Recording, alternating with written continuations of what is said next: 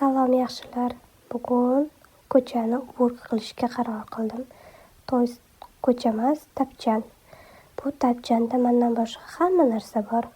Qishi bilan hammamiz uyda ko'pchilik odam kim qo'lida nima ortiqcha bo'lsa qo'yib ketaveradi. Shu bilan ko'payib bardak bo'lib ketgan. Endi bahor kelgani uchun kun isyapti, tem bo'ldi ro'za oyi. Hamma joy toza turishi kerak. Tayyorlab qo'yaman. Agar kun isib ketsa, ertaga tapchanda o'tiraveramiz choy ichib. O'zi yozda ancha ko'p o'tirmaymiz, lekin tayyorlab qo'yaverish kerak. Uyga mehmonlar kelib qolsa ham tapchanga joy qilib yuboramiz, uy isib ketadi deb.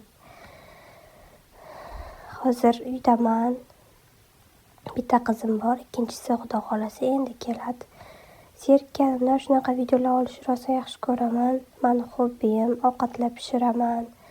Menga podpiska bo'lib, layklar bosib, kommentariyalar yozib tursanglar, uni ham zo'r qiziqarli videolar qo'yib turaman.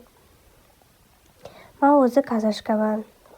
Qozoqcha ham gapiraveraman, kimga kerak bo'lsa. Bir o'zbekcha olib ko'ray dedim. Qozoqcha gapirsam o'zbeklar tushunmaydi. O'zbekcha gapirsam qozoqlar tushunmaydi. O'zbekistonda turgandan keyin o'zbekcha gapirib ko'ray dedim. Shunaqa bugun kun isigani uchun bir jelani ham kelib qoldi tozalashga. Necha kundan beri qor yog'adi, sovuq bo'ladi. Ish qilishga jelani yo'q. Xullas men shunaqa toza qilib qo'ydim. Hamma joyni bo'shatib, stol gilamlarni tayyor qilib qo'ydim. Changini artamiz, yozda maza qilib o'tiramiz.